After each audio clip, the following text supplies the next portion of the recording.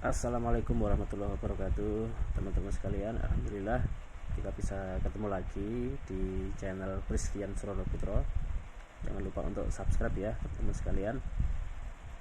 Oke, pada kesempatan kali ini saya ingin berbagi dari hasil pertemuan kemarin ya. Jadi beberapa waktu lalu itu saya ketemu dengan para mantan bankir ya. Jadi mereka ada beberapa yang 32 tahun, ada yang 20 tahun, ada yang 15 tahun, ada yang 10 tahun yang bekerja di bank-bank yang ada di negeri kita. Ada yang di sebutlah BRI, BNI, BCA dan sebagainya ya.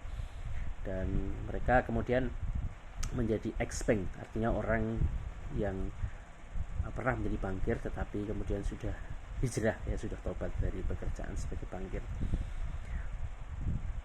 Nah, menariknya adalah mereka itu menjelaskan kepada saya tentang beberapa hal ya, tentang misalnya ketika seorang menabung di bank itu uangnya itu diapakan oleh pihak bank. Apakah menabung itu kemudian uangnya didiemin aja di brankas yang ada di bank, sehingga kalau kita sewaktu-waktu mau ngambil uang itu langsung ada begitu? Ternyata tidak seperti itu. Jadi teman-teman, ini misalnya saya ingin berikan gambaran ya, agar teman-teman punya pengetahuan tentang uang itu diapakan di bank gitu.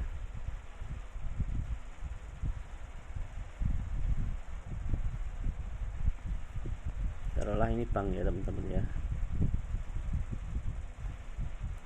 Nah, ini saya atau mungkin teman-teman yang menabung uang di bank.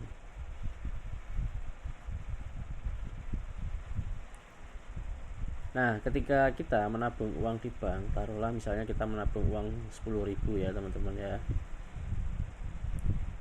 Itu sebenarnya akadnya itu adalah kord pinjaman ya teman-teman, karena bank itu akan memberikan bunga kepada setiap penabung. Taruhlah bunga dari bunganya 2% per tahun misalnya ya. Kemudian uang 10.000 yang ada di bank itu teman-teman, itu dipinjamkan entah itu kepada perorangan, entah itu kepada sebuah perusahaan. Jadi meminjamkan juga dengan meminjamkan 10.000, dan orang yang meminjam ini, debitur ini, dia dikenakan bunga misalnya 10%. Nah, dari selisih antara 10% dengan 2% ini, jadi bank punya keuntungan 8%. Nah, jadi sumber pemasukan bank itu adalah dari permainan bunga berbunga ini ya. Jadi ketika kita nabung 10.000 misalnya, maka bank akan memberikan 2%. Ini contoh aja, 2% kepada penabung. Dan uang 10.000 itu ternyata kemudian diberikan atau diutangkan lagi kepada perorangan atau perusahaan, di mana orang-orang yang berutang atau perusahaan dengan segala macam istilahnya ya, itu mereka dikenakan bunga 10% misalnya. Maka bank dalam hal ini menghasilkan uang, menciptakan uang, bisnisnya bank ini dapat untung 8% ya, 10% dikurangi 2% gitu. Jadi perlu teman-teman ketahui bahwa ketika kita menabung di bank itu kita bukan meletakkan uang di bank itu ya, bukan nitip gitu, tetapi sebenarnya kita adalah menghutangi bank. Mengapa? Karena bank akan memberikan bunga 2%.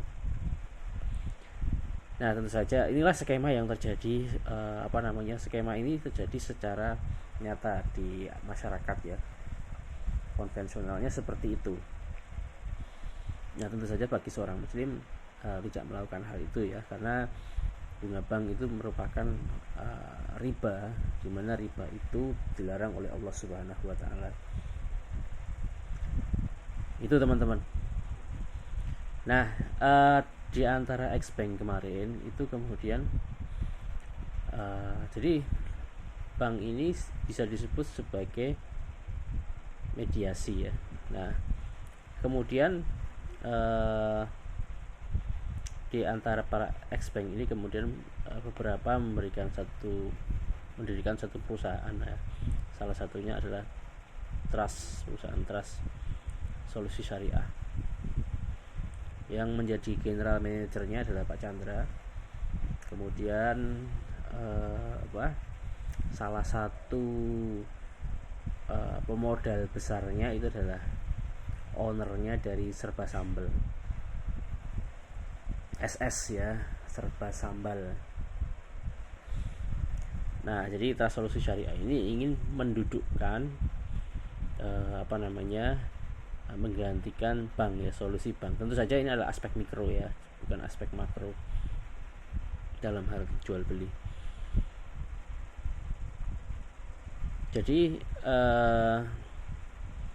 Trust Solusi Syariah ini posisinya sebagai perantara, tapi dia tidak berposisi sebagai bank. Jadi misalnya ada orang atau perusahaan ya. Jadi orang itu sebenarnya butuh apa? Kalau bank kan langsung dikasih uang, atau perusahaan dikasih uang, dan mereka debitur ini, orang atau perusahaannya, mereka membayar bunga kan gitu.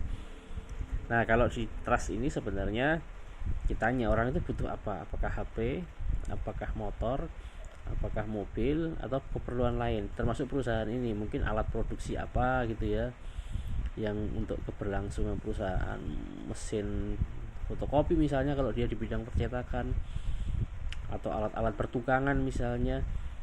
Nah, jadi trust ini dia berkomunikasi ya dengan entah itu personal ataupun perusahaan, dia butuhnya apa. Kemudian trust beli ya, ini toko, supplier, toko barang. Misalnya seseorang butuh mesin fotokopi ya untuk percetakan perusahaan lah ya. Kemudian trust beli ini. Jadi mesin fotokopi di sini dibeli. Setelah menjadi milik trust, baru kemudian dijual pada perusahaan atau percetakan fotokopi, misalnya dengan skema cash bisa, angsuran bisa, gitu. Termasuk hal yang lain.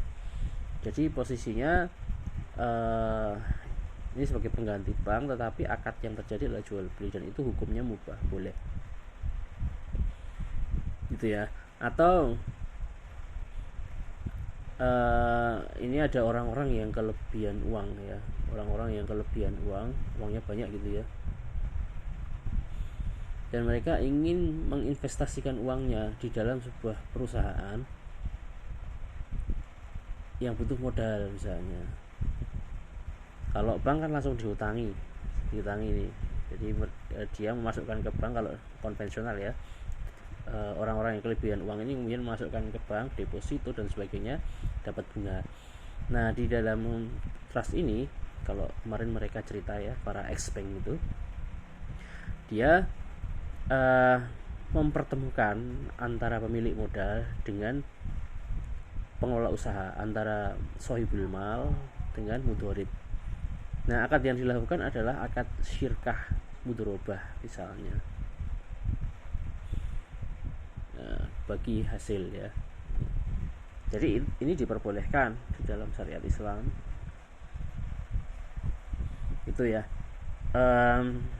Saya sendiri kemarin sempat ngobrol-ngobrol, diguyoni, ditawari, wah ini saya pantas nih diberi investor, karena fungsi ini sudah saya jalankan dan alhamdulillah sudah bisa melayani ya 400 lebih pelanggan, dan bisa berjalan, alhamdulillah profit ya. Dan ini menarik ya, untuk kemudian menjadi salah satu alternatif di persoalan-persoalan mikro yang melanda umat Islam langsung. Karena beberapa ada teman gini ya, walaupun ini salah ya teman-teman, kalau misalnya riba itu haram, maka gimana kita punya ini punya itu gitu kan, kalau kita nggak pinjam ke bank dan sebagainya. Alternatifnya apa kamu mau minjemin saya gitu ya. Ya sebenarnya bagi muslim ketika sesuatu diharamkan, ya sudah berhenti, nggak perlu ada alternatif ya, sesuatu haram ya sudah gitu. Walaupun alhamdulillah ya memang Allah memberikan solusi yang lain, ada bentuk lain, misalnya dengan syirkah ya, kemudian dengan jual beli angsuran, tetapi akadnya harus benar dan tidak ada unsur riba gitu ya. Kemarin ada beberapa pengusaha juga yang datang. Sebenarnya workshop ini hanya diperuntukkan hanya 8 orang, tapi yang ikut saya lihat cuman ada beberapa orang ya, saya satu, kemudian ada pengusaha satu lagi dari Jakarta, 3 orang ya yang hadir ya, 3 orang yang hadir, saya salah satu di dalamnya. Nah itu satu sisi ya. Nah sisi yang lain saya ingin menjelaskan begini teman-teman. Kalau kita baca buku-buku yang tulis oleh Robert Kiyosaki ya, Serial Rich Dad gitu. Salah satu rumus yang menarik bagi saya adalah bahwa begini, di dalam setiap pengeluaran seseorang, liabilitas seseorang itu pasti ada aset di kolom laporan keuangan seseorang. Contohnya gini ya, ini income, ini spend, ini aset, ini liabilitas. Ketika teman-teman misalnya membuat rumah dengan skema cicilan ya, angsuran, ini rumah ya, maka sebenarnya rumah tadi itu teman-teman posisinya adalah sebagai liabilitas. Karena apa? Mengeluarkan uang dari kantong kita kan, definisi liabilitas. Ingat rumusnya, setiap liabilitas di kolom laporan keuangan, ini laporan keuangan teman-teman, itu pasti berarti ada aset di laporan keuangan orang lain. Ini income, ini spend, aset, liabilitas. Nah berarti kalau ada liabilitas, kalau teman-teman punya liabilitas ya, pengeluaran bulanan yang misalnya angsuran cicilan rumah, itu kan mengeluarkan uang bulanan, maka ini alirannya, cash flow-nya, uang ini keluar kemana? Ya kepada developer. Jadi teman-teman ini sebenarnya adalah aset dari developer. Atau kalau teman-teman yang ini nggak benar juga ya, misalnya KUR ya, bukan KUR ya, apa, KPR. Nah ini berarti apa? Suatu liabilitas di laporan keuangan orang itu menjadi aset bagi laporan keuangan di tempat yang lain, di orang lain gitu. Nah, semakin banyak liabilitas maka akan semakin kantong kering ya. Tapi bagi orang-orang yang paham tentang definisi aset, bagaimana menciptakan aset, maka dia asetnya akan semakin banyak. Ketika aset semakin banyak, maka pemasukannya, income-nya juga akan semakin besar, akan semakin banyak. Gitu ya. Makanya ketika kalau ada orang kampanye begini teman-teman, propagandanya gini ya, rumah itu aset. Biasanya dia penjual properti. Ya betul, memang aset. Pertanyaannya aset untuk siapa? Kalau definisi aset adalah mengeluarkan uang dari memasukkan uang dari kantong kita, maka aset bagi pihak bank atau developer. Dan lebih kejamnya lagi, kalau teman-teman misalnya gagal bayar, itu liabilitas ya rumah ini akan disita, bahkan bisa dilelang gitu. Jadi kalau dalam literasi keuangan, pendidikan keuangan, banyak orang mengalami masalah keuangan itu karena apa? Karena menganggap sesuatu itu aset padahal itu adalah liabilitas. Mobil, rumah itu sebenarnya liabilitas. Ini bukan berarti nggak kemudian nggak boleh beli mobil atau nggak boleh beli rumah ya. Bukan itu, beli mobil, beli rumah itu boleh. Tapi konteksnya adalah teman-teman bisa memahami apa itu liabilitas, apa itu aset. Jangan sampai menganggap sesuatu itu aset tapi sebenarnya liabilitas, bisa boncos itu. Gitu. Seperti klasiknya dari rumah ya. Mas kan rumah bisa beberapa tahun lagi nilainya naik. Iya, nilainya naik. Itu kan capital gain ya, selisih antara harga beli dengan harga jual. Kayak jual beli biasa berarti kan. Rumah tahun ini misalnya tanah atau rumah 100 juta ya, 10 tahun lagi misalnya jadi 150 juta. Yang saya maksud bukan itu, karena aset itu memasukkan pemasukan rutin, baik itu bulanan ataupun tahunan.